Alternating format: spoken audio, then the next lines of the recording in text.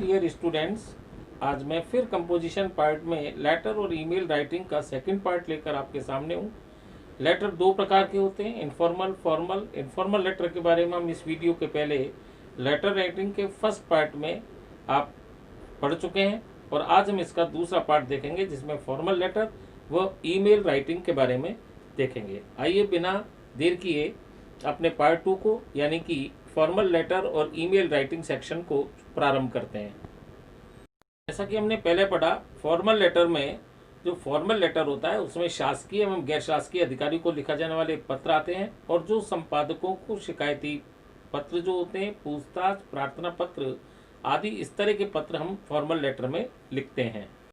Formal letter को सामान्य रूप से अपन 7 खंडों में विभाजित करते हैं। सबसे पहले दी हेडिंग यानी कि राइटर्स एड्रेस और date of writing the letter आता है। दूसरे नंबर पे एड्रेस ऑफ द रिसीवर, तीसरा सैल्यूटेशन और कर्टियस ग्रीटिंग, चौथा कम्युनिकेशन द बॉडी, पांचवा कर्टियस एंड, छठा सब्सक्रिप्शन और सातवां जो इसका पॉइंट होता है वो होता है सिग्नेचर।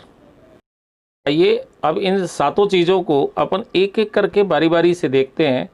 सबसे पहले अपना दी हेडिंग यानी राइटर्स एड्रेस, इसका मतलब इसमें लिखने वाले का पता होता है। और दूसरे नंबर पर यानी बी में है date of writing the letter यानी पत्र लिखने की तारीख, जिस तारीख को पत्र लिखा जा रहा है वो अपने इसमें चीज़ लिखी हुई होती है।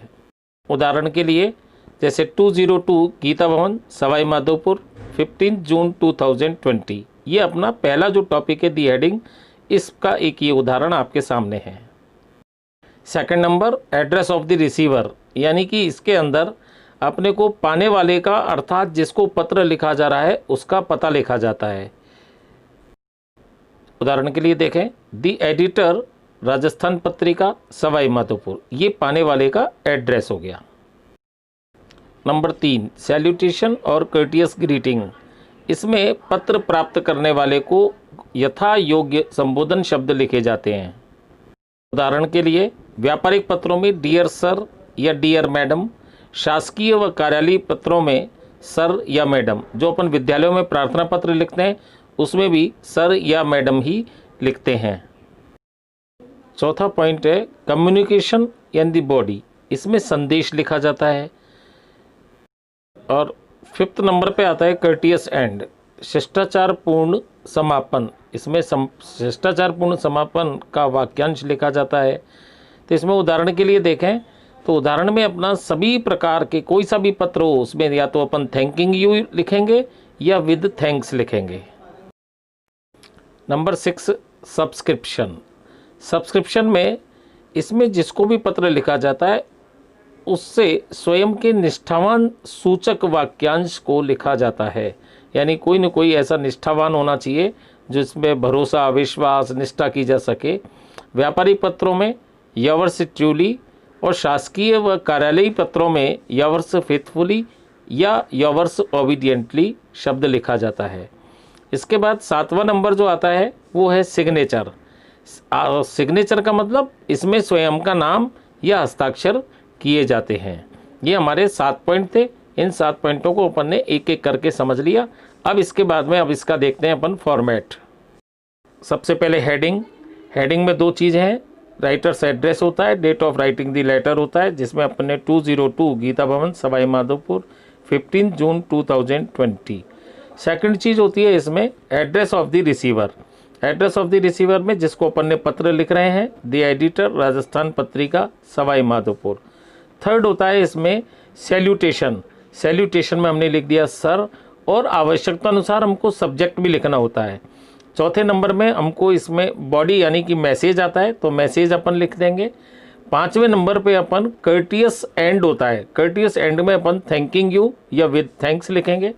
6ठे नंबर में सब्सक्रिप्शन, जहां अपन भरोसे के लिए अपन कोई भी एक चीज़ लिख देंगे जैसे ट्रूली, फेथफुली, ओबीडियंटली।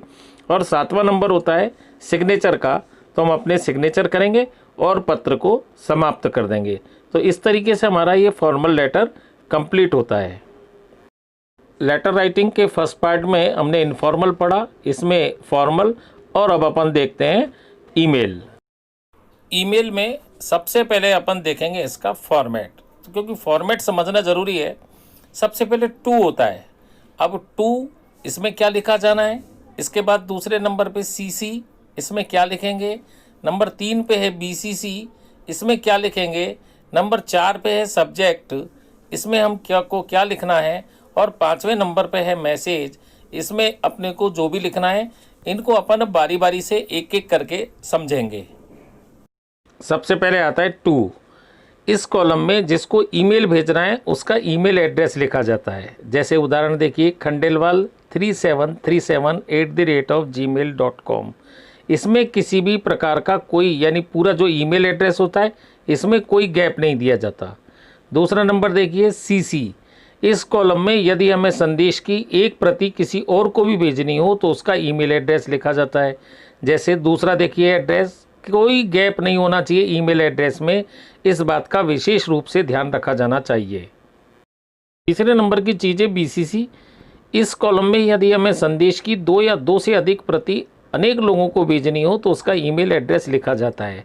ध्यान रखना है कि ईमेल एड्रेस में किसी भी प्रकार का गैप ना हो।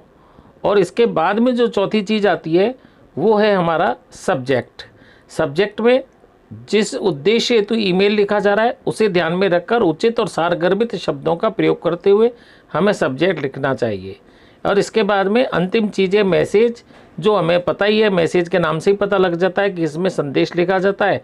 और इस प्रकार से हमारा ये ईमेल का जो इस फॉर्मेट के तहत लिखा जाना है वो पूरा हो जाता है। और हमारे प्राप्तांक भी अच्छे हो सकते हैं यदि हम इसको बिल्कुल व्यवस्थित ढंग से लिखें। तो ये हमारा कंपोजिशन पार्ट का लेटर एंड ईमेल राइटिंग पूरा हुआ। See you in next video. Bye. Tell me pretty lies, look me in the face, tell me that you love me, even if it's fake.